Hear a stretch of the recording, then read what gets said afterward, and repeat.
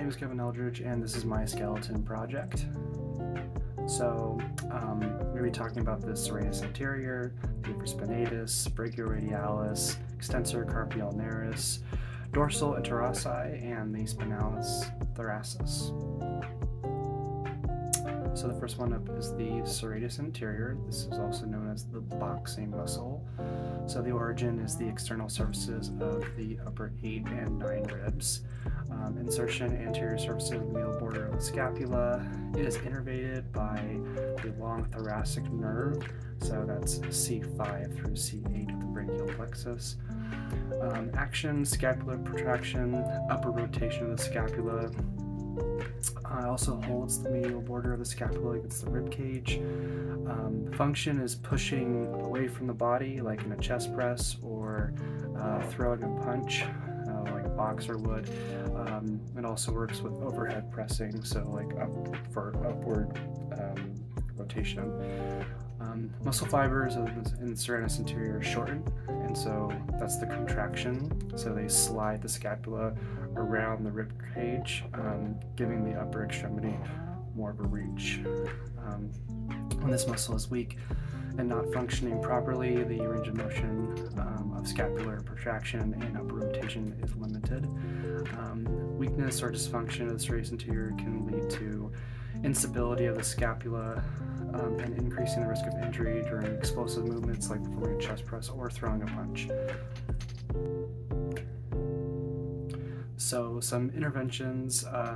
First thing I would probably do is work on and do an exercise to work on strengthening the serratus anterior. This would be a unilateral band chest press, so you would just anchor the band to a door frame or to a pole, and then you would just work on protraction.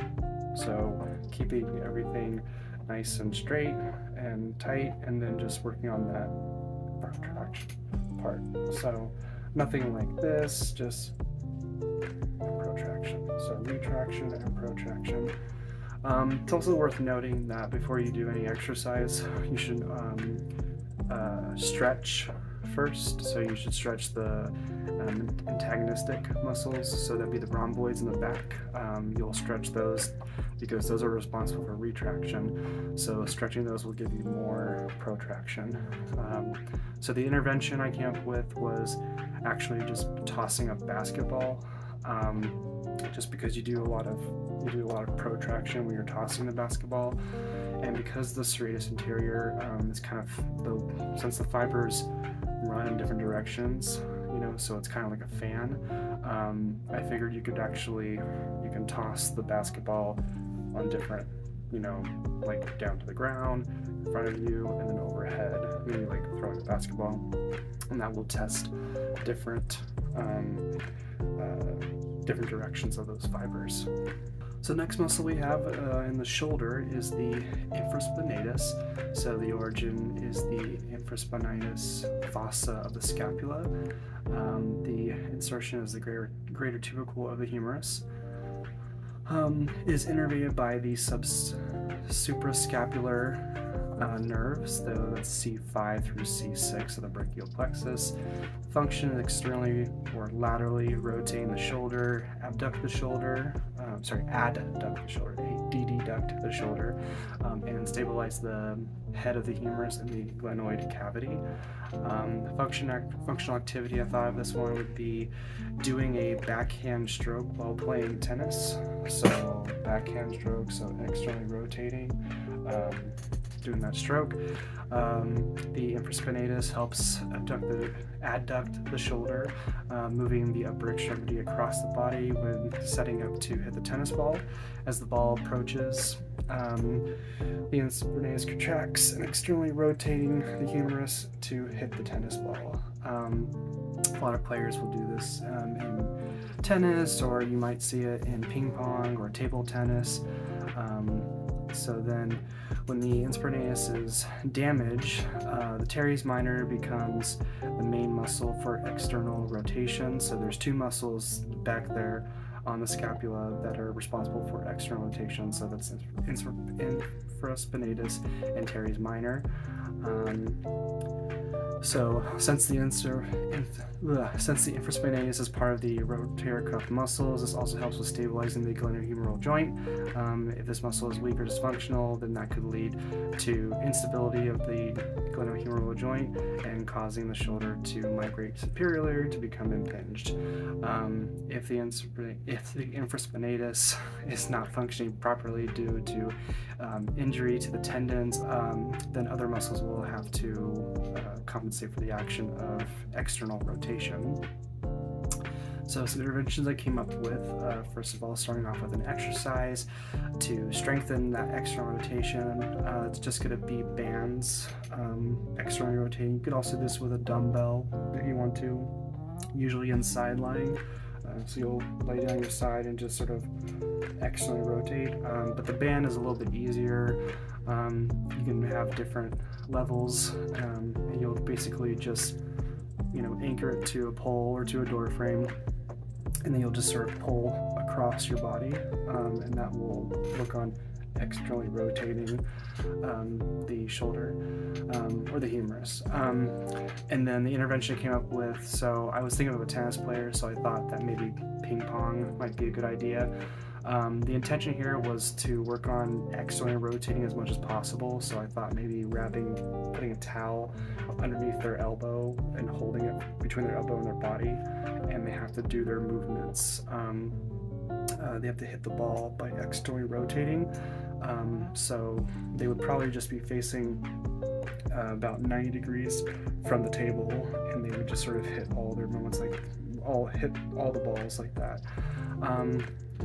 It might not be that fun, but I thought that maybe just working on externally rotating was the main point. So moving on.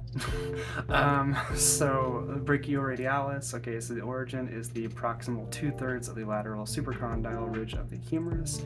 Insertion is the radiostylate process. This is innervated by the radial nerve, so that's C5 through C6 of the brachial plexus. Function here is to flex the elbow, assist in pronate and supination of the forearm, and these movements are when these movements are resisted. Functional activity, I thought about just flexing when you're hammering a nail, so that bringing the hammer up, that's the flexing part.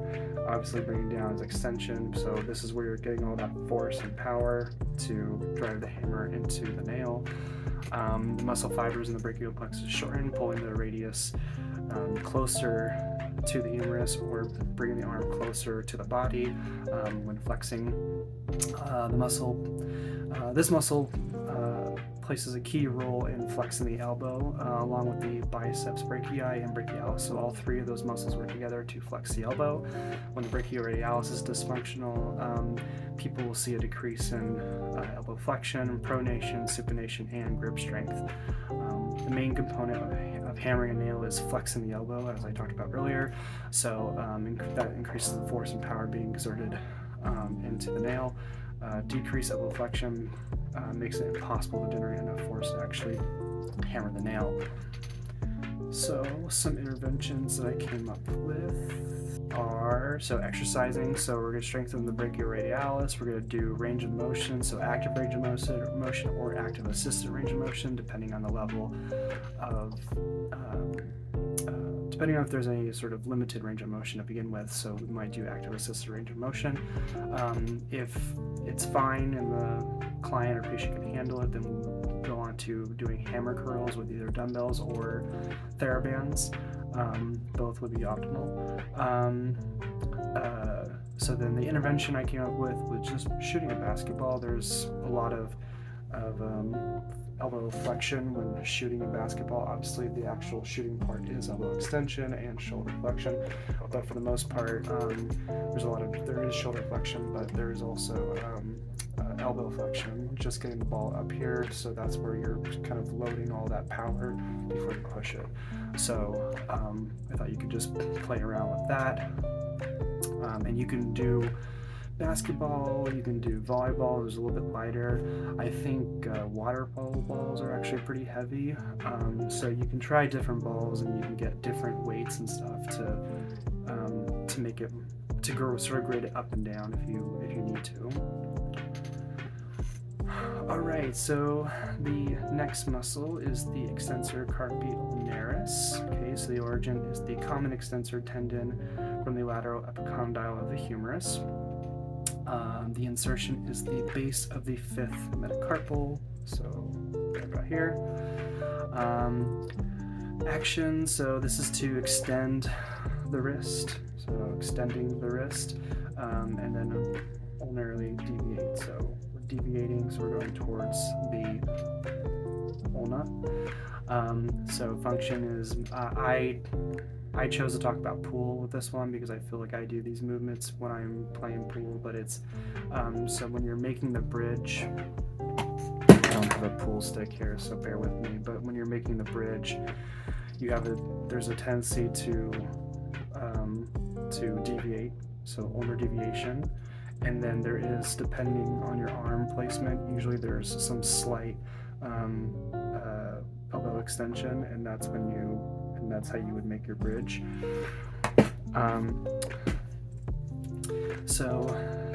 There are three muscles that contribute to wrist extension, so two muscles that contribute to ulnar deviation. So without the use of the extensor carpi ulnaris, wrist extension and ulnar deviation would have limited range of motion and weakness. So without the ECU, during the bridge making in pool, the player would need to change their hand position to limit or eliminate the ulnar deviation. And they would also need to get lower in their stance to create a more neutral position on the wrist to make their bridge. In order to make their bridge, there are ways of doing this, and some players do this naturally, but having that neutral wrist in your bridge and also not being able to ulnar deviate does make it harder because you're limited to how much you can get as far as if you need to make levels in order to hit the cue ball at different points. So some interventions I came up with. So I want to start with strengthening the ECU. So we're going to start with wrist extension curls with dumbbells, and then we're going to do ulnar deviation with dumbbells. So that would just be curls like that, and then I'd probably use bands actually, not dumbbells, but you can just hold a dumbbell and you can just sort of, go up like that. And then the intervention, I decided to do a vertical busy board with locks, knobs, hooks, and chains. So just having a bunch of things to sort of manipulate with your hands, and then having it on a vertical surface, you're getting that wrist extension, and then you're going to have a bunch of different things, and that's going to, just doing a turning thing or with a knob and whatnot, you're going to have different hand motions. Okay, so moving on to the dorsal interossi. So the origin is the adjacent sides of the metacarpals. So the metacarpals in our hand, so it's going to be kind of in between there, and it's going to be on the dorsal side, so this side of the hand. The insertion is going to be the base of the proximal phalanx of the second, third, and fourth fingers, and the extensor of the aponeurosis. So these are innervated by the ulnar nerves, so that's C8 and T1 of the brachial plexus. Fingers, the function of these muscles is finger abduction, so fingers separating. And I thought about playing a piano, so you have to be able to really spread out your fingers so that you're covering as much of the piano as possible for all the different notes. So the actions obviously are abduction of the second, third, and fourth fingers at the MCP joints. They assist in flexion of the second, third, and fourth fingers at the MCP joints, and then assist in extension of the second, third, and fourth fingers in the DIP.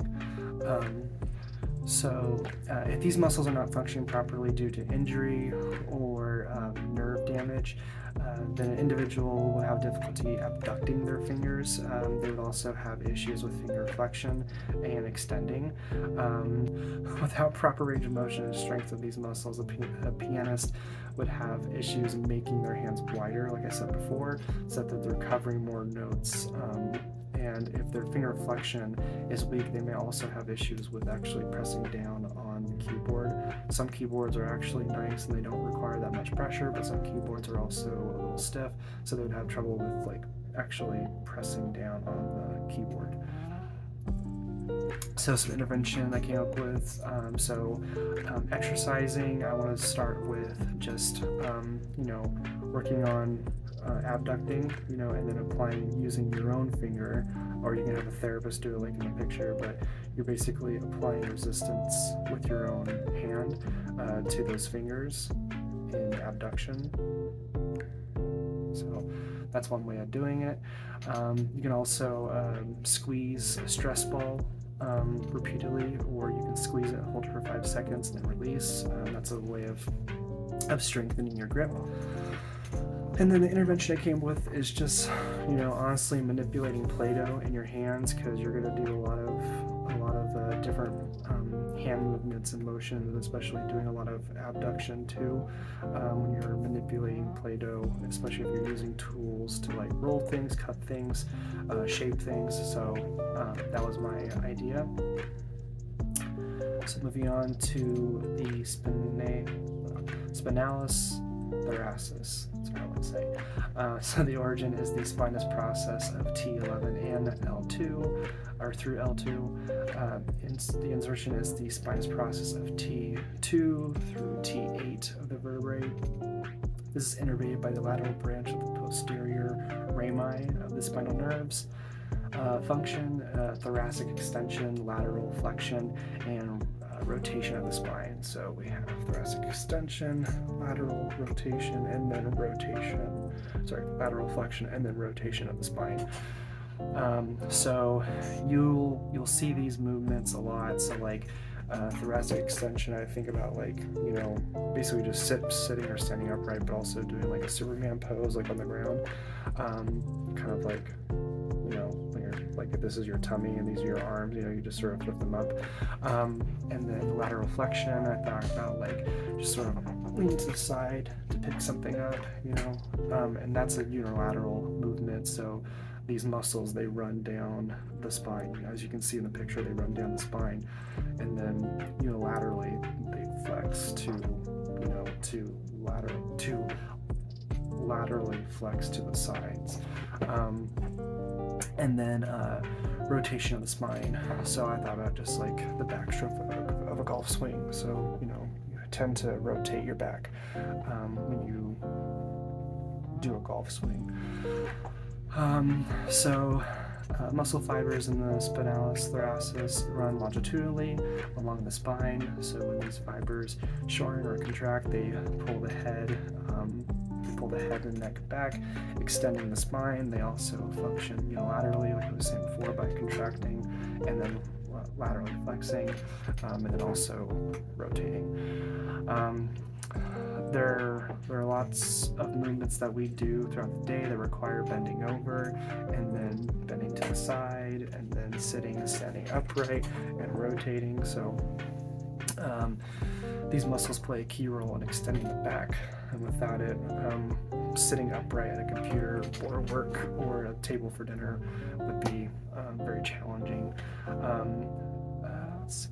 So intervention I came up with is first thing I want to do is the exercise. So Superman's, like I was talking about earlier, that's when you're laying on your stomach and then you raise your hands up, and if you want even more, you can raise your arms up, so then you're kind of bowing like this.